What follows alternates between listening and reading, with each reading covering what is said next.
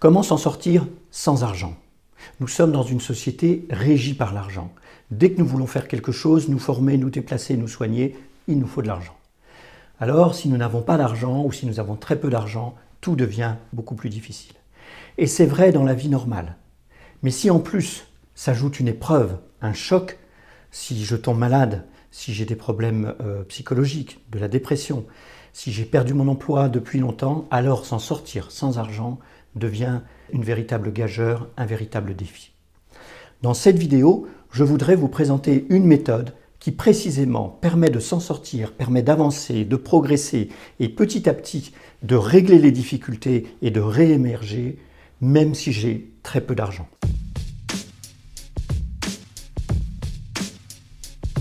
Bonjour à tous et bienvenue dans cette nouvelle vidéo. Pour ceux qui nous rejoignent pour la première fois sur cette chaîne et qui ne me connaissent pas encore, je m'appelle Patrick Dugois, je suis coach, formateur de coach, auteur, conférencier. Résilient depuis très longtemps, j'ai décidé de consacrer une part de ma vie à favoriser le plus possible de résilience autour de moi, notamment à travers cette chaîne YouTube. Aujourd'hui, je voudrais vous parler d'un point important qui est au fond, quand je n'ai rien, quand je n'ai très peu d'argent, comment je peux m'en sortir. En effet, la difficulté quand on est pauvre, c'est qu'on est pauvre. La difficulté, c'est que tout devient plus difficile, tout devient plus compliqué. Alors il devient essentiel d'être capable de pouvoir avancer, progresser sans argent. Il devient essentiel d'être capable d'accumuler des capitaux alors que je n'ai pas d'argent. Comment est-ce possible? Eh bien, laissez-moi vous raconter une histoire pour vous expliquer cette méthode. Ça se passe en Syrie, du côté de Raqqa. Nous sommes en 1948-1951, on ne sait pas trop. Et il y a là une tribu bédouine. Le chef de la tribu va violer une femme à 2 reprises. Et la première fois, la femme va mettre au monde un garçon qui va vivre quelques années et qui finira par mourir parce qu'il est maltraité. Et puis elle sera violée une seconde fois. Et elle va donner naissance à un second garçon qui lui va survivre.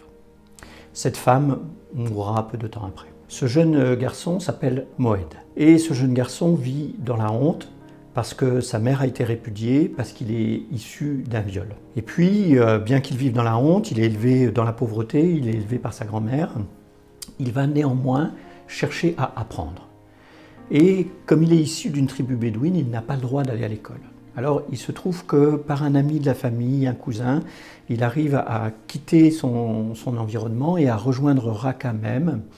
Et il va essayer d'apprendre en s'approchant d'une école et en essayant d'apprendre à travers les vitres et indirectement. Finalement, l'instituteur se rend compte de ce jeune garçon qui est là en permanence et va finir par comprendre pourquoi il est là et va lui apprendre à lire et à écrire. Moed apprend à lire et à écrire et finalement il est plutôt doué, l'instituteur s'en rend compte, va l'aider, il va faire des études et il va passer un baccalauréat. Autour de 17 ans, sachant qu'il ne connaît pas exactement sa date de naissance.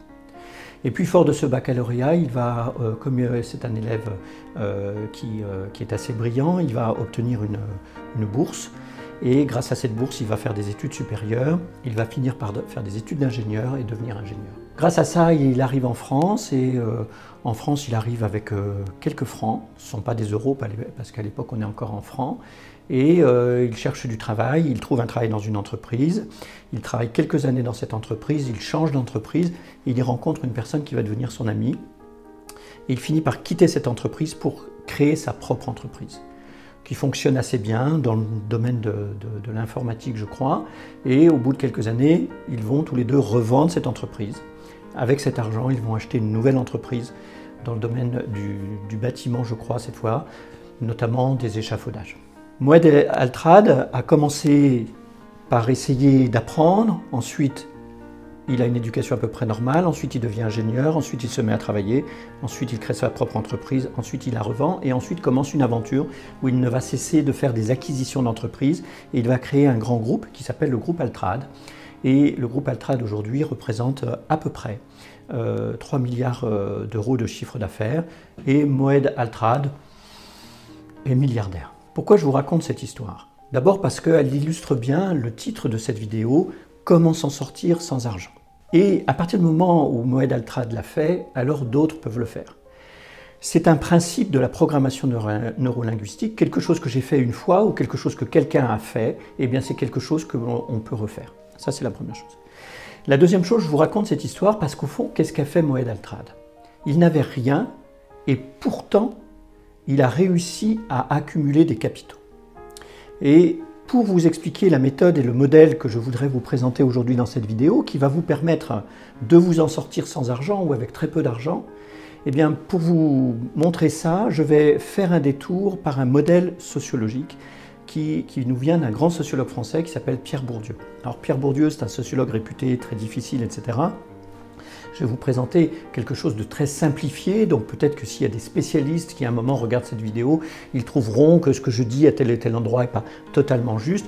Je leur demande de me pardonner parce que ce qui m'intéresse dans ce modèle, c'est son côté pratique et surtout le fait qu'il fait la distinction entre l'argent et les capitaux. Moed Altrad, quand il se met en mouvement, eh bien, il n'a pas d'argent et il n'a pas de capitaux non plus. Pourtant, il va faire une chose importante. C'est que, qu'est-ce que nous dit Pierre Bourdieu en sociologie? Il nous dit qu'il y a dans toute société des capitaux qui circulent. Et ces capitaux sont de 4 natures. Et je vais vous énumérer les 4 natures de capitaux. Et vous allez voir que ces 4 natures de capitaux sont autant de pistes qui permettent d'avancer, de progresser et de réussir à s'en sortir. La première nature de capitaux, ce sont des capitaux économiques. Les capitaux économiques, eh bien, c'est l'argent. C'est-à-dire que est-ce que j'ai de l'argent sur mon compte ou est-ce que j'ai simplement des dettes, ce qui est le cas d'un certain nombre de personnes? Est-ce que j'ai du patrimoine? Est-ce que j'ai cette chance-là ou est-ce que je n'ai rien du tout? Ça, ce sont les capitaux économiques, c'est assez facile à comprendre. Ensuite, nous dit Pierre Bourdieu, il y a ce qu'on appelle des capitaux culturels. Les capitaux culturels, ce sont nos diplômes, c'est notre niveau d'éducation. Par exemple, si je reprends Moed Altrad, eh bien, il n'avait pas du tout d'argent, mais il commence à lire et écrire, donc il accumule des capitaux culturels. Et puis il passe son baccalauréat, plus de capitaux culturels. Puis il devient ingénieur, plus de capitaux culturels. Et c'est ça qui va lui permettre de s'en sortir. Troisième catégorie de capitaux pour Pierre Bourdieu, ce sont ce qu'on appelle les capitaux sociaux. Qu'est-ce que c'est les capitaux sociaux? C'est votre carnet d'adresses, c'est votre niveau de relation. On sait par exemple qu'il y a un lien étroit entre, par exemple, le nombre de réseaux ou d'associations auxquels vous participez dans une société et votre capacité à vous en sortir ou à progresser. C'est pour ça d'ailleurs que les gens qui réussissent bien font toujours très attention à leur réseau, que ce soit sur les réseaux sociaux, que ce soit parce que je participe à un club sportif, que ce soit les amis de mon quartier, que ce soit des amis d'enfance, peu importe, mais ils ont toujours une très grande attention à leur réseau, c'est-à-dire à leurs capitaux sociaux. Et quatrième catégorie de capitaux, ce sont les capitaux symboliques. Alors on ne pense pas aux capitaux symboliques, et en tout cas on ne pense pas aux symboles en termes de capitaux, mais en même temps il existe des capitaux symboliques, et on va dire que les capitaux symboliques, pour faire simple, c'est votre réputation. Jusqu'à quel point vous êtes identifié, et jusqu'à quel point vous êtes identifié en bien. Par exemple, quelqu'un qui reçoit une médaille, une Légion d'honneur, eh ben, il accumule des capitaux symboliques. Quelqu'un qui gagne une compétition sportive accumule des capitaux symboliques. Ce que nous explique Pierre Bourdieu, c'est qu'en fait, dans la société, tous ces capitaux circulent. D'accord? Alors vous allez me dire, ouais mais Patrick, tu es gentil, tu nous proposes de nous en sortir sans argent, mais enfin, tes capitaux, en dehors des capitaux économiques, ça ne fait pas bouillir la marmite et ça ne va pas me donner à manger. Vous avez entièrement raison. Simplement, il existe ce qu'on appelle un principe de convertibilité des capitaux. Je m'explique. C'est-à-dire que si vous reprenez le cas de Moed Altrad, évidemment, ce n'est pas parce qu'il sait lire et écrire que ça lui donne à manger. Mais parce qu'il sait lire et écrire, il peut aller au lycée. Parce qu'il va au lycée, il peut avoir une bourse. Et une bourse, c'est un capital économique. Parce qu'il a une bourse, il va pouvoir obtenir des capitaux culturels, un diplôme d'ingénieur. Parce qu'il a un diplôme d'ingénieur, il peut se faire embaucher par une entreprise qui va lui donner un salaire, c'est-à-dire des capitaux économiques. Et parce qu'à un moment, il a accumulé un peu, il crée une entreprise, et cette entreprise accumule des capitaux économiques qu'il va pouvoir faire prospérer. Donc vous voyez, il y a tout un tas d'enchaînements et d'engrenages qui fait que je peux ne pas avoir d'argent et quand même cultiver mes capitaux. L'intérêt de cette méthode et de cette approche de votre vie, c'est d'abord que même si vous êtes sans argent, même si vous êtes pauvre, vous n'êtes pas sans rien. Vous n'êtes pas sans rien. Il y a toujours quelque chose. Bien sûr, ça peut être très peu.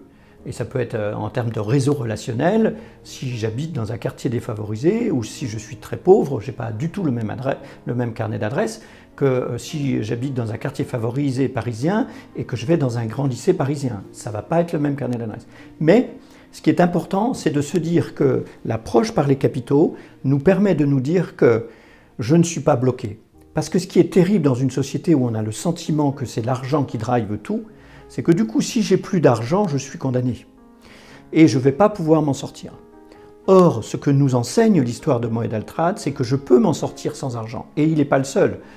Je ne vais pas revenir sur ma propre histoire, mais moi j'ai commencé dans la vie avec absolument rien. Et j'ai fait d'une manière très différente ce qu'a fait Moed Altrad, mais je suis allé chercher des capitaux culturels. Parenthèse, vous avez des générations entières de personnes qui s'en sortent en allant augmenter leurs capitaux culturels. Cette convertibilité des capitaux, elle explique aussi que, par exemple, si quelqu'un d'entre vous est en recherche d'emploi, eh bien, je peux trouver un emploi en utilisant mes capitaux économiques. Et dans ce cas, par exemple, si j'ai un peu d'argent, je peux l'investir dans une franchise ou dans une étude de notaire, ou je peux, par exemple, imaginons un cadre qui a perdu son emploi, qui prend le peu d'argent qu'il a et qui va ouvrir un gîte dans les Cévennes, eh bien, il va utiliser son capital économique pour fabriquer son emploi. Je peux fabriquer un emploi grâce à mes capitaux culturels, c'est-à-dire que si j'ai suffisamment de diplômes, eh bien, c'est mes diplômes qui vont me permettre de trouver un emploi. Mais même à un niveau beaucoup plus faible, si je suis à la NPE et que je réussis à obtenir que la NPE me finance une licence de cariste, eh bien cette licence de cariste, qui est un capital culturel, va me permettre d'accéder à un premier emploi, certes pas très bien payé, mais qui va me permettre déjà d'aller un peu mieux et qui va me permettre de regarder les étapes suivantes. Si je regarde les capitaux sociaux, eh bien, tout le monde sait, par exemple, dans le monde de la recherche d'emploi, qu'une grande partie des offres d'emploi sont sur ce qu'on appelle le marché caché, et que ce marché caché, on y accède par les relations, c'est-à-dire par les carnets d'adresses. D'accord ? Et puis pour les capitaux symboliques, eh bien, imaginez que vous n'avez rien, quasiment pas de capitaux économiques. Vous avez arrêté vos études très tôt, vous avez très peu de carnet d'adresses, et puis un jour, vous êtes dans la rue et vous voyez une femme qui est pendue à son balcon, qui est tombée, et qui, si elle se lâche, va mourir. Et vous, vous êtes un jeune homme en pleine forme, vous vous mettez à grimper sur l'immeuble et à sauver la personne.